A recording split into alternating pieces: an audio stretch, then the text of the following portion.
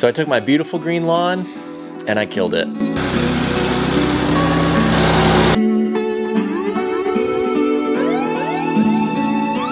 So let me go back and explain why exactly I killed my beautiful green lawn. So I live in the upstate South Carolina, which is known as the transition zone. So during the summers, we grow a lot of southern grasses, so zoysia or Bermuda, and then in the winter, it goes dormant. If you've ever seen dormant grass, you know that it turns brown and it doesn't look that good.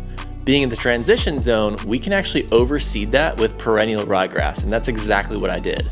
So in September, I overseeded with Fielder's Choice perennial ryegrass, which it looked so good.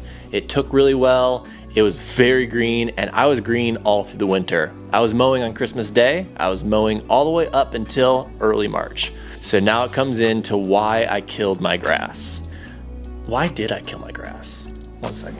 They ask you how you are, you just have to say that you're fine when you're not really fine, but you just can't get into it. So ryegrass contains what's called allelopathic compounds, which basically means it steals nutrients from other grass types. So if I leave the ryegrass up until the Bermuda starts coming out of dormancy, that ryegrass is gonna be stealing those nutrients, the water, any fertilizers that I do put down on the grass, that ryegrass is gonna be stealing those nutrients. And since during the heat of the summer here in South Carolina, ryegrass won't survive, I would be wasting all those fertilizers, waters, nutrients, time, energy spent on that ryegrass just stealing the nutrients from the Bermuda. So that's why you really wanna spray out your ryegrass. So right now, our temperatures during the day are hitting that mid-70 range. It's getting nice and warm, and those nights we're not quite hitting freezing, but we're about in the high 30s to low 40s range. Once in a while I get to the 50s, but usually we're kind of hovering around that 40-degree range.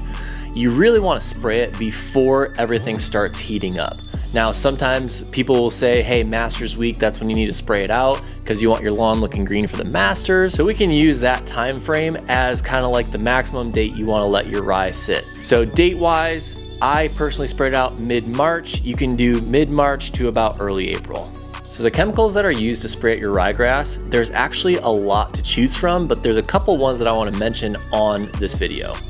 One is actually the one that I'm going to be using. It's called Certainty herbicide.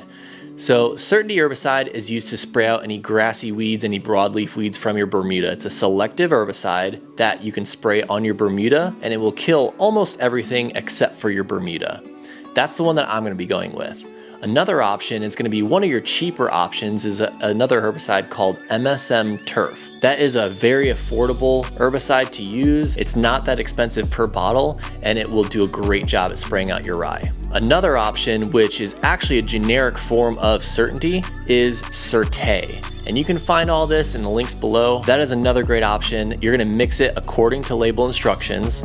Always follow label instructions. So those three are gonna be my top choices. Now, of course, there are so many other to choose from. I could make a full video on what can spray out ryegrass, but those three are gonna be some of my top choices. Another thing on top of the herbicide that you want to add to your cart is gonna be a surfactant. Now, a surfactant is gonna help the herbicide stick to the leaves of the ryegrass. So if you don't have it, that's okay, but the surfactant is gonna help it stick a lot better. Of course, with any chemicals that I just mentioned, you're gonna want a way to measure it and measure it accurately. You do not wanna guess with this stuff. There's very specific grams and ounces that you have to use per gallon, and you wanna make sure you're hitting that. You do also want a good way of spraying this. I do recommend a good battery backpack sprayer, which is gonna help you just make the job a lot easier. You can also get like a 4-gallon pump sprayer if you can't afford the battery backpack or it's just a little bit overkill for you. A pump backpack sprayer does a good job. And of course, any PPE that the label recommends. So I'm gonna go ahead and walk you through the steps exactly how I did it personally. Again, just like herbicides, there's a lot of ways to do it, a lot of ways to spray it out. This is gonna be the way that I did it. So step one is gonna be to scalp that rye.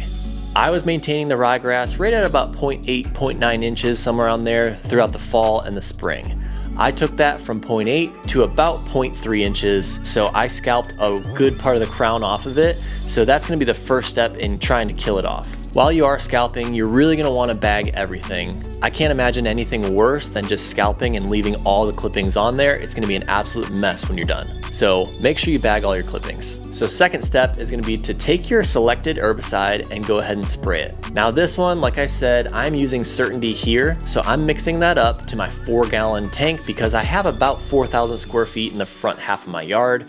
So I'm spraying that. I'm also mixing a little surfactant with it just to give it a little more sticking power. One word of caution is make sure you don't do this on a windy day. You want to try and do it on a day that's very low wind so that you don't have overspray. In case your neighbor's yard is fescue or some grass that would be killed by this, that would not be great. Now, based on the label instructions here, you may have to do a follow-up application about 21 to 28 days later. Did I already say read label instructions? Always follow label instructions. So now that you've scalped and you've sprayed and possibly sprayed a second time, here's your third step. Let your Bermuda come out of dormancy. It's really easy to start throwing down fertilizer, start watering it, but what you're doing is actually counterintuitive. You're starting to feed and water the ryegrass, so if some of the herbicides didn't necessarily work or it wasn't strong enough and there's still a patch, that's gonna keep on growing and you don't want that. So let your Bermuda be. If you wanna keep on mowing and maintaining at your scalping height just to keep that ryegrass from growing, keep on doing that. You wanna add your first round of fertilizer after you know that the ryegrass has been successfully sprayed out and your Bermuda is about 75% out of dormancy. Don't worry, it's coming, I promise. So I don't know about you, but I am ready for Bermuda season to get rocking. If you haven't subscribed, please subscribe. I've got a lot more content coming. We'll talk to you guys soon.